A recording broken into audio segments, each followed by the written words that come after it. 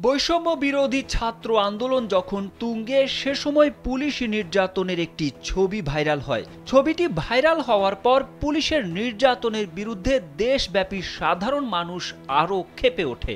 ছবিটি ৫ আগস্টের পরেও সারা দেশ জুড়ে শিক্ষার্থীদের আঁকা গ্রাফিতিতেও স্থান পায়। ছবির ঘটনাটি ঘটে বৈষম্য বিরোধী ছাত্র আন্দোলনের মার্চ ফর জাস্টিস কর্মসূচি চলাকালে। ছবিতে দেখা যায় ঢাকার নিউ মডেল ডিগ্রি কলেজের রাষ্ট্রবিজ্ঞান বিভাগের শিক্ষার্থী নাহিদুল ইসলামের মুখ চেপে ধরে পুলিশ কর্মকর্তা মোহাম্মদ আরশাদ হোসেন।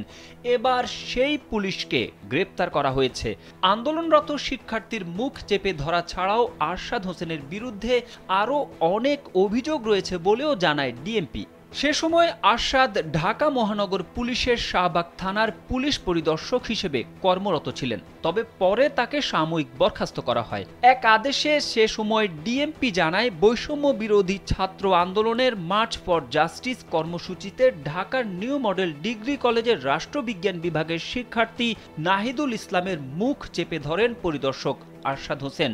তার এমন অপেশাদার কর্মকাণ্ডের ফলে পুলিশের কার্যক্রম নিয়ে জনগণের বিরূপ ধারণা সৃষ্টিসহ পুলিশের ভাবমূর্তি ক্ষুণ্ণ হয়েছে, যার প্রেক্ষিতে তাকে সাময়িক বরখাস্ত করা হয়।